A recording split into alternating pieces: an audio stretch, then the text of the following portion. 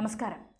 ചട്ടം മറികടന്ന മുഖ്യമന്ത്രി പിണറായി വിജയൻ തന്നിഷ്ടപ്രകാരം ചെയ്തു കൂട്ടിയതിനൊക്കെ കിടന്ന് അനുഭവിക്കുന്ന സ്ഥിതിയാണിപ്പോൾ. കേന്ദ്ര സർക്കാരിന്റെ അനുമതിയില്ലാതെ വിദേശ രാജ്യങ്ങളുമായി സംസ്ഥാനങ്ങൾക്ക് ഇടപെടാനാകില്ല എന്ന ചട്ടം മറികടന്ന തൊഴിൽ വകുപ്പ് സെക്രട്ടറിയായി ഡോക്ടർ കെ വാസുകിയെ അന്യരാജ്യങ്ങളുമായുള്ള സഹകരണത്തിന് നിയോഗിച്ചത് ഇപ്പോൾ വലിയ വിവാദത്തിന് തിരികൊളുത്തിയിരിക്കുകയാണ്.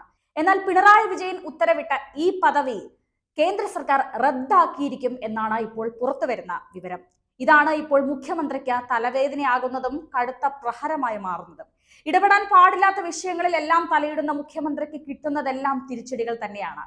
കേന്ദ്ര സർക്കാരിന്റെ പരിധിയിൽ വരുന്ന വിദേശകാര്യത്തിൽ സംസ്ഥാനമായ കേരളത്തിന് അധികാരമില്ലെന്നിരിക്കെ വിദേശകാര്യ സെക്രട്ടറിയായി IAS ഉദ്യോഗസ്ഥ വാസുകിയെ കേരളത്തിൽ നിയമിച്ചത് ഇപ്പോൾ വലിയ വിവാദത്തിന് വഴിവെച്ചിരിക്കുകയാണ്. ഇപ്പോൾ ഈ പദവി റദ്ദാക്കുമെന്ന കേന്ദ്രത്തിൽ നിന്നും അറിയിപ്പ് ലഭിച്ചിരിക്കുകയാണ്. പ്രധാനമന്ത്രി നരേന്ദ്രമോദി, വിദേശകാര്യമന്ത്രി S ജയശങ്കർ എന്നിവർ ഈ സംഭവം പരിശോധിക്കുമെന്നാണ് പുറത്തുവരുന്ന വിവരം. അങ്ങനെ വന്നാൽ സംസ്ഥാന സർക്കാരിന് വലിയ തിരിച്ചടിയാണ് ഉണ്ടാകുന്നത്, വലിയ നാണക്കേടാണ് ഉണ്ടാകുന്നത്. പിണറായി സർക്കാരിന്റെ നീക്കം ഭരണഘടനാ വിരുദ്ധമാണെന്നും വിദഗ്ധർ തന്നെ ചൂണ്ടിക്കാട്ടിയിട്ടുണ്ട്. കേന്ദ്രം ചോദ്യം ചെയ്താൽ പിണറായി ഉത്തരം മുട്ടുക തന്നെ ചെയ്യും. മാത്രമല്ല, ഇക്കാര്യത്തിൽ IAS ഉദ്യോഗസ്ഥയായ വാസുകി അടക്കം ഉത്തരം പറയേണ്ടി വരും.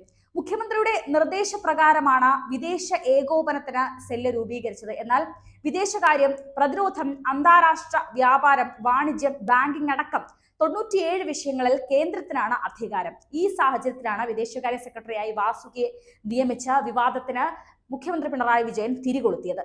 സംസ്ഥാനങ്ങൾക്ക് ഇക്കാര്യത്തിൽ ഇടപെടാൻ സാധിക്കില്ല. മാത്രമല്ല, കേന്ദ്ര അനുമതിയില്ലാതെ സംസ്ഥാനങ്ങൾക്ക് വിദേശ രാജ്യങ്ങളുമായോ വിദേശ ഏജൻസികളുമായോ കരാറുകളോ ഉടമ്പടികളോ ഒന്നും തന്നെ ഒപ്പിടാനും സാധിക്കില്ല എന്നുള്ളതാണ് ഏറ്റവും വലിയ നിർണായകമായ കാര്യം. അപ്പോൾ എങ്ങനെയാണ് ഒരു വിദേശകാര്യ സെക്രട്ടറി സംസ്ഥാനത്തിന് നിയമിക്കാൻ സാധിക്കുന്നത് എന്ന ചോദ്യമാണ് പുറത്തു വരുന്നത്.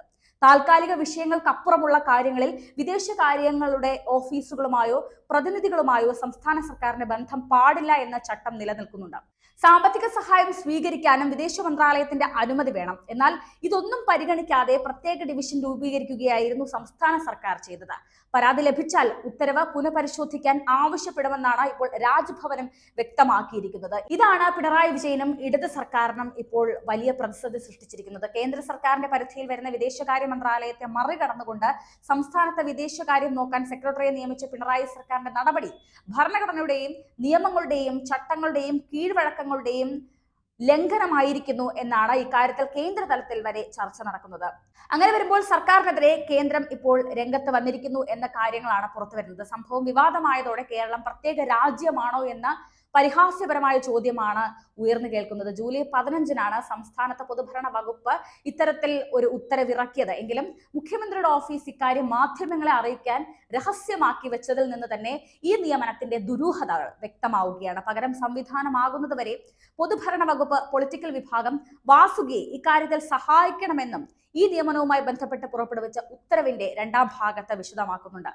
ഡൽഹി കേരള ഹൗസിലെ റെസിഡന്റ് കമ്മീഷണർ ഇതുമായി ബന്ധപ്പെട്ട വിഷയത്തിൽ വിദേശകാര്യ മന്ത്രാലയം, മിഷനുകൾ, എംബസികൾ എന്നിവയുമായി ബന്ധപ്പെട്ടുള്ള പിന്തുണ നൽകണമെന്നും ഈ ഉത്തരവിൽ പറയുന്നുണ്ട്. മാത്രമല്ല, ഇതിനെതിരെയാണ് കേന്ദ്രം ഇപ്പോൾ രംഗത്ത് വന്നിരിക്കുന്നത്. വാസുകി അടക്കമുള്ളവർ ഇതിന് മറുപടി നൽകേണ്ടി വരും.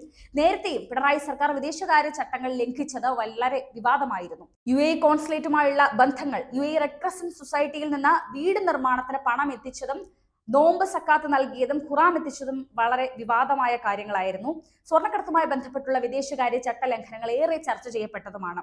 അന്ന് കേന്ദ്ര സർക്കാർ തന്നെ വിദേശകാര്യ വകുപ്പിൽ സംസ്ഥാനത്തിന് ചുമതലയില്ലെന്ന് വ്യക്തമാക്കിയ സാഹചര്യത്തിലാണ് ഇപ്പോൾ വീണ്ടും മുഖ്യമന്ത്രി പിണറായി വിജയന്റെ നേതൃത്വത്തിൽ ഇത്തരത്തിലൊരു ഉത്തരവ് പുറപ്പെടുവിച്ചതും അതിപ്പോൾ വലിയ തിരിച്ചടിയായിരിക്കുന്നത്.